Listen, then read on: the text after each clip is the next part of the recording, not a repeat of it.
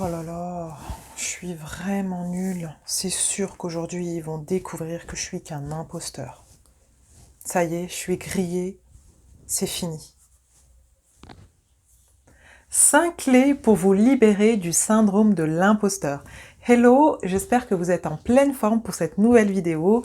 Ici Soraya Oulepsir, thérapeute, coach bien-être et formatrice experte stress et burn-out. Je vous accompagne pour faire pétiller votre quotidien en vous libérant du stress, de l'épuisement physique, mental et émotionnel. Je vous aide à retrouver la joie de vivre, la paix intérieure, du sens dans votre vie. Je vous apprends à vous connaître pour vous épanouir et vous sentir bien dans vos baskets. Il me semblait important de faire cette vidéo car de nombreuses personnes que j'accompagne sont en proie au syndrome de l'imposteur. Si vous aussi, vous avez le sentiment de ne pas être légitime, de ne pas être à votre place, si vous vous dites tout le temps que vous n'êtes pas à la hauteur, que vous êtes nul et que les gens vont très vite découvrir votre imposture, eh bien cette vidéo est faite pour vous. Restez avec moi, je vous dis tout sur le syndrome de l'imposteur. Avant tout, si c'est votre première visite par ici, je vous souhaite la bienvenue et vous invite à vous abonner à cette chaîne, à activer la petite cloche pour voir en priorité mes vidéos. Vous pouvez aussi évaluer votre niveau de stress à l'aide du quiz dont vous trouverez le lien dans le descriptif sous cette vidéo. Et pour plus de contenu, rejoignez-moi sur mon compte Instagram Soraya Oulepsir. Selon une étude, 70% de la population est concernée par le syndrome de l'imposteur à un moment de leur vie. 70% dont j'ai moi-même fait partie, tout d'abord lorsque j'étais assistante de direction, mais aussi lorsque j'ai changé de métier pour devenir thérapeute, coach et formatrice. Donc rassurez-vous, si vous êtes concerné par ce syndrome, vous n'êtes pas seul et surtout, il existe des solutions pour vous en libérer. D'abord, c'est quoi le syndrome de l'imposteur ? Le syndrome de l'imposteur se joue dans votre milieu professionnel.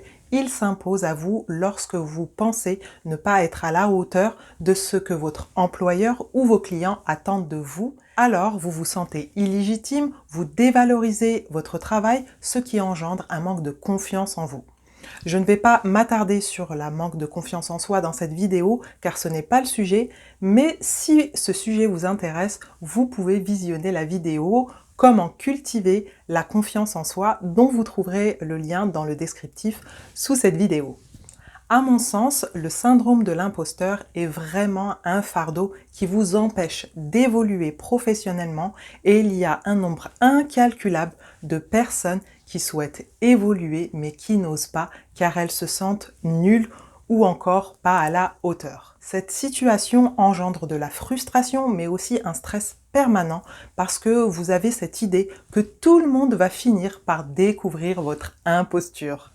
Lorsque j'étais assistante de direction, j'ai accédé très jeune à des postes de haut niveau et mes pairs avaient la plupart du temps 15 à 20 ans de plus que moi et donc beaucoup plus d'expérience. Il m'arrivait régulièrement de me dire que j'étais loin d'avoir leur niveau et que j'étais beaucoup trop jeune pour de tels postes.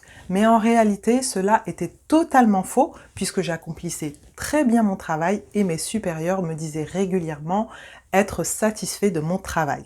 Ce syndrome donne la sensation d'être constamment sur un siège éjectable et vous vivez dans la peur de perdre votre travail, vos clients, puisque vous pensez que vous allez finir par être démasqué.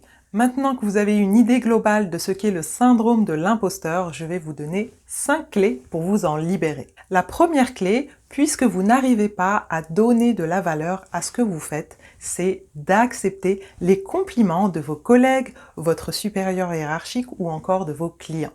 Lorsqu'on a le syndrome de l'imposteur, on a tendance à éviter, voire ignorer les compliments ou encore on se dit que c'est par simple gentillesse qu'on nous complimente. Or, ces compliments viennent d'un regard extérieur avisé qui va nourrir notre valeur et celle de notre travail. Alors, accueillez et acceptez les compliments en disant tout simplement merci. Et pour aller plus loin, vous pouvez même lister tous les compliments que vous recevez pour les conscientiser et vous appuyer dessus lorsque vous avez des moments de doute.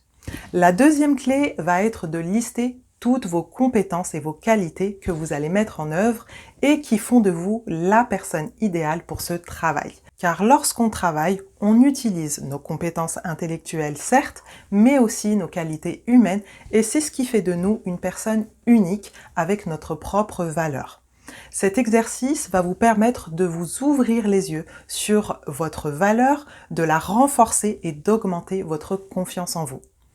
La troisième clé est d'arrêter de vous comparer aux autres. Lorsque j'ai débuté ce métier, les thérapeutes, les coachs et les formateurs étaient évidemment à un niveau bien au-dessus du mien. Pourtant, ça ne m'a pas empêché de continuer, de me former, d'apprendre et d'atteindre le niveau que j'ai aujourd'hui. Et je vais continuer à apprendre, à améliorer au fur et à mesure du temps. Si je m'étais arrêtée au fait que je n'avais pas leur niveau, je ne serais pas là en face de vous à vous faire cette vidéo.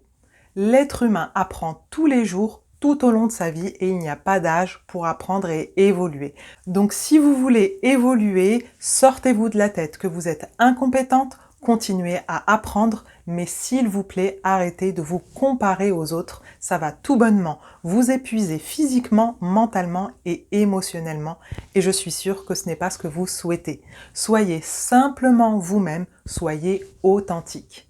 La quatrième clé, c'est d'identifier toutes vos pensées négatives qui vous parasitent et les remplacer par des pensées positives et surtout réalistes, puisqu'en fin de compte, toutes ces pensées qui vous dévalorisent ne sont que des illusions. Si par exemple vous pensez « je suis incompétente pour X chose », dites tout haut « j'ai toutes les compétences requises pour X chose ». Cela va vous permettre de prendre le dessus positivement. La cinquième clé est d'accepter de ne pas tout maîtriser. Je pense notamment à une personne que j'ai accompagnée qui avait le syndrome de l'imposteur parce qu'elle ne maîtrisait pas le travail de ses équipes qui ont fait des études très techniques pendant plusieurs années. Or, cette personne a été recrutée pour manager ses équipes et non pas pour maîtriser leur travail. Donc, elle perdait une énergie folle et un temps précieux à essayer de maîtriser un travail qui n'était pas le sien parce qu'elle était persuadée de ne pas être à la hauteur de ses équipes. Et si vous êtes indépendant, que vous avez votre propre entreprise, c'est pareil. Vous ne pouvez pas tout maîtriser de A à Z dans votre entreprise, donc lâchez prise et faites simplement votre travail.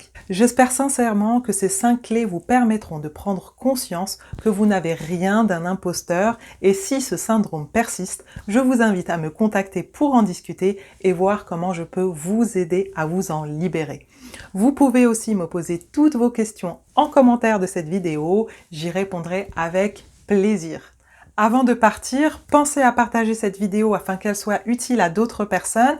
Abonnez-vous à cette chaîne, activez la petite cloche pour être prévenu dès que je poste une nouvelle vidéo. Mettez-moi un pouce bleu et vous pouvez aussi me rejoindre sur mon compte Instagram où je suis active quotidiennement. Je vous rappelle que vous trouverez le lien vers le quiz pour évaluer votre niveau de stress dans le descriptif sous cette vidéo. En attendant, je vous dis à bientôt pour une nouvelle vidéo, prenez soin de vous et n'oubliez pas qu'à l'intérieur de vous aussi se cache une femme pétillante qui mérite d'être révélée. Ciao!